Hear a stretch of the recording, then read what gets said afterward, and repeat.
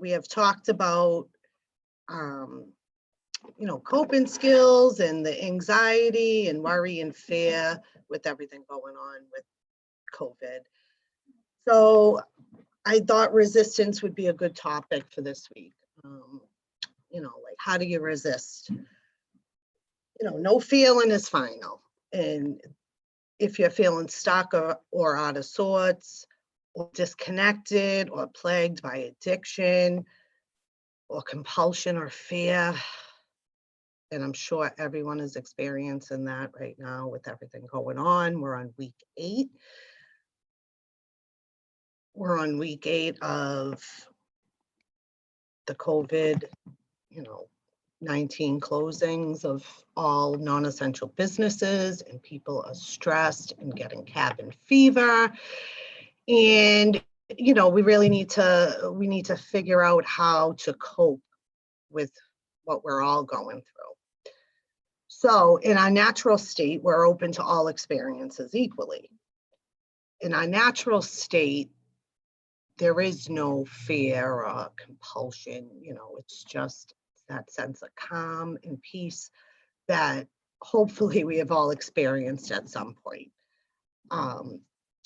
We don't avoid or suppress any feelings. We seem to be out of touch with the essence of ourselves. And we must, if we're denying a feeling or allowing ourselves to be derailed by our belief or expectations, that's how we resist. And are you defensive? Ask yourself some of these questions. Are you defensive, hesitant to take responsibility, make a mistake or hurt someone? Do you compulsively drink or use drugs, or judge or criticize or blame? If you think about all of these things, that's part of the resistance from just being in the moment and being present. The most adaptive response is to send the feelings underground. We push them out of our conscious awareness, and we develop strategies to keep them hidden. We spin stories in our minds and control the uncontrollable and engage in unhealthy behaviors, and all habits driven by this powerful unconscious feeling.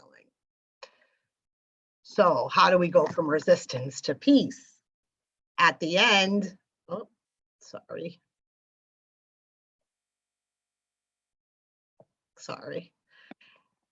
So how do we go from resistance to peace? At the end of resistance is the beginning of healing. And that's the important thing.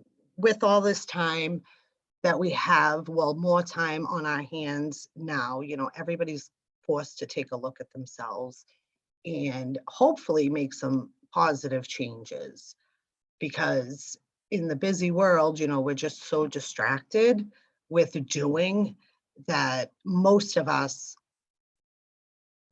don't sit with ourselves often. And now we're kind of forced to do that and take a look at ourselves and our lives and our actions and behaviors. And, everything happens for a reason. And I really believe that, this virus has really caused the world to, go on pause for a little bit and really reevaluate what's going on with you and the collective.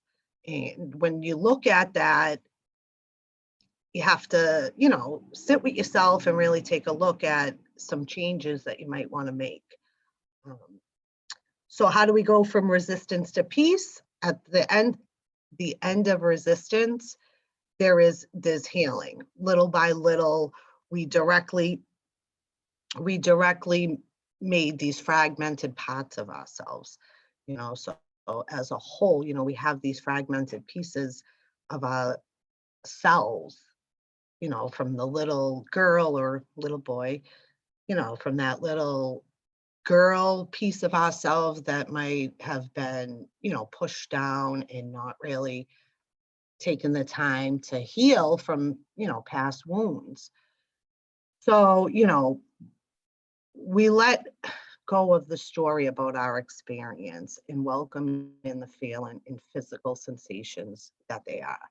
So when you feel that resistance, you just try to sit and be in it instead of trying to control it and, put up the walls. So most of us, I know for me, the resistance to doing healthy things for myself is a struggle. Um, those are the things I resist most. And it's, eating healthier, getting the physical exercise every day and not making excuses for why I can't do it or that I'm too busy. Just all those excuses that come along uh, with the resistance. So resisting, meditation, sitting with yourself and really being calm and quiet and resisting um, the physical activity or, just being mindful of the behaviors that come up when I want to resist. And most of my resistance is for doing good, self-care for myself. So when I'm not taking care of myself, it's like I'm going against the tide. How am I going to take care of anybody else or be productive if I'm not taking care of myself? So, I know we talked about self-care a couple of weeks ago, but just the importance of the self-care is really, taking time for me. And it could be, it's little things. It's not, these big things like going to get a massage is self-care. Yes, it is. But just those small things, like just checking in with myself every day and seeing like, what am I resisting? What am I, not doing that I should be doing? And I have to take a look at that and make the necessary changes. And it's those small increment changes that we need to make, not, any big extravagant changes. Um, so when you welcome the resistance, your habits will lose their fuel and begin to dissolve. You will know yourself as the peace that you really are. And are you aware of how you resist?